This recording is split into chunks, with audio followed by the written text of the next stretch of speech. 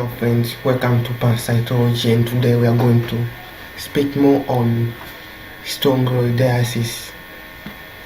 This is a disease caused by strongyloides stickularis, known as syndrome. Strongyloides means round, eidos means resembling, and stickularis means fickle.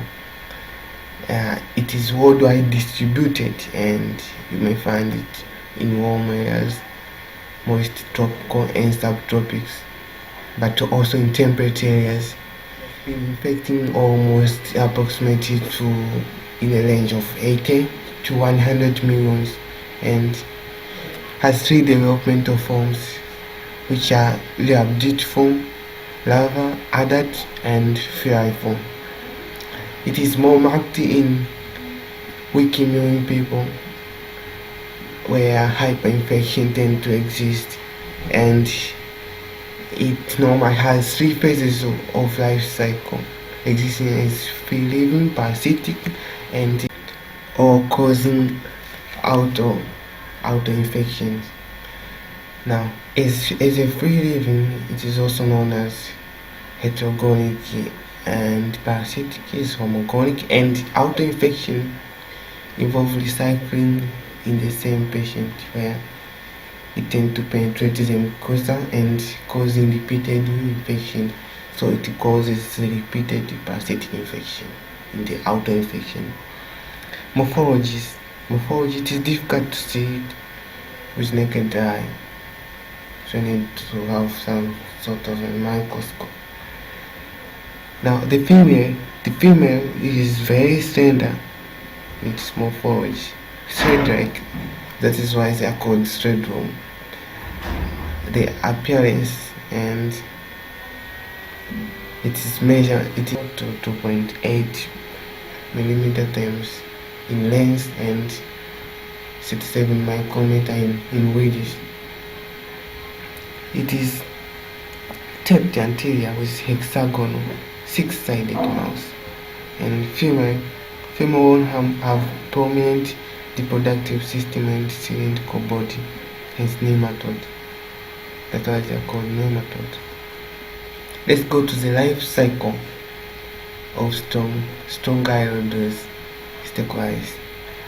Now, what you need to remember is that when it enters into the human body, it tends to find its way to its destiny, to the intestine, to the duodenum and jejunum.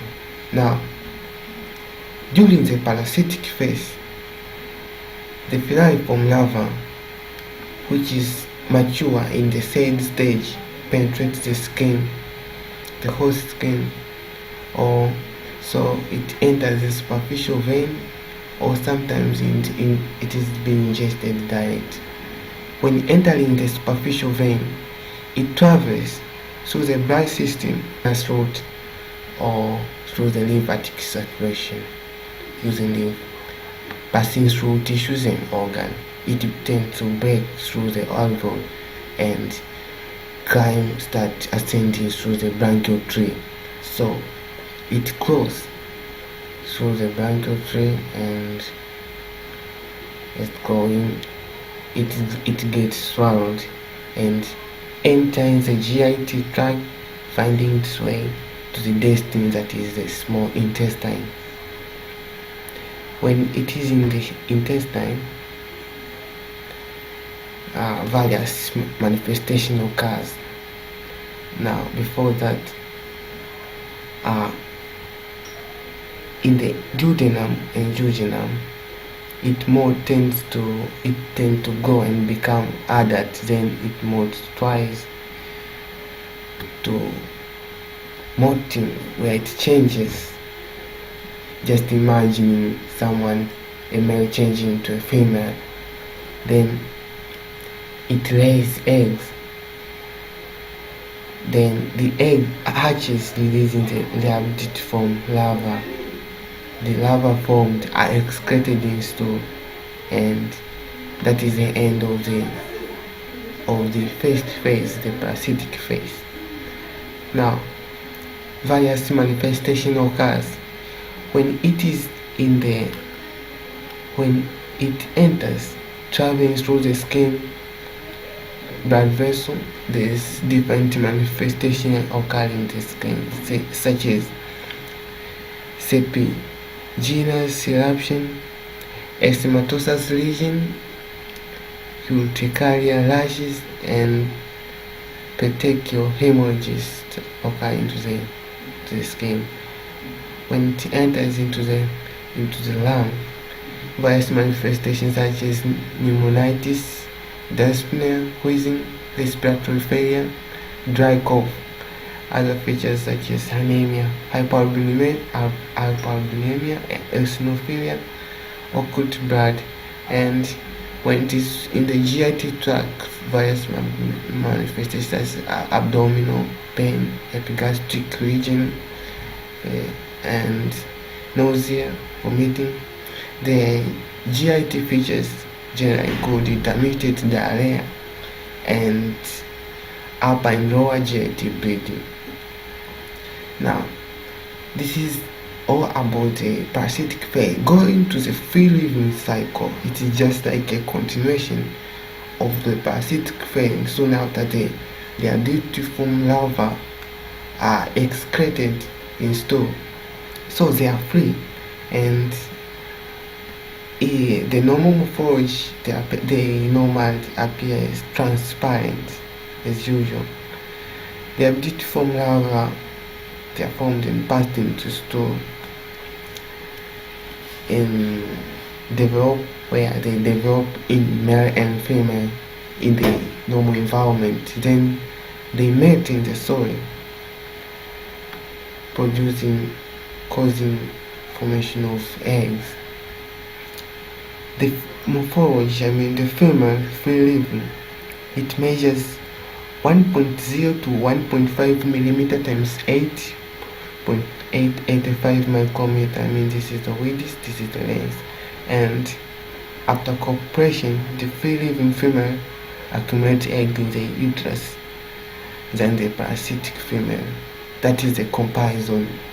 When it is free, more eggs accumulate, and it is tapered at both ends and has 4 layers of cuticle. The fertilized female lay eggs which lays new adultiform larvae on the environment, and they become free living adults or infective forms when they grow up to the third stage larva. The egg, let's go to the morphology. The egg for both free living and parasitic in both environments are the same morphologically. the oval shape of the egg normally the same, and they measure 40 times 70 micrometer.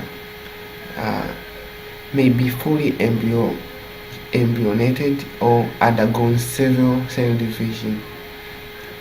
Free living male, they measures 1.0 to 1.2 millimeter times 55 micrometer. Is when you compare the male and female, the female is a little bit longer, 1.0 to 1.5 millimeter times, and larger compared to the male. It is J-shaped, and what you need to remember is that after free living cycle, the free living cycle may repeat or continuous parasitic phase when fliform larvae infect human. Now, when the free living cycle repeat, that is auto-infection. That is the thing which you need to remember. The fliform larvae are susceptible to desiccation, so they live for a few weeks. Auto-infection, short review on auto-infection, it is a unique stage in nematode, and there's no external source of infection as always we saw it previous. It is due to molting of L1 larva to L3 larva infective, which is very infective while in the intestine of perineum and established to adult, penetrating through the wall of the intestine and perineum. Now, The treatment includes thiabendazole, that is a good treatment, but also ivermectin is normally a drug of choice nowadays. Diagnosis use stool examination, serological tests, a laser, and radiological examination. You've been with me, Godfrey, Oscar, David Sanj. Thank you for listening. Don't forget to share, like, and subscribe on my video.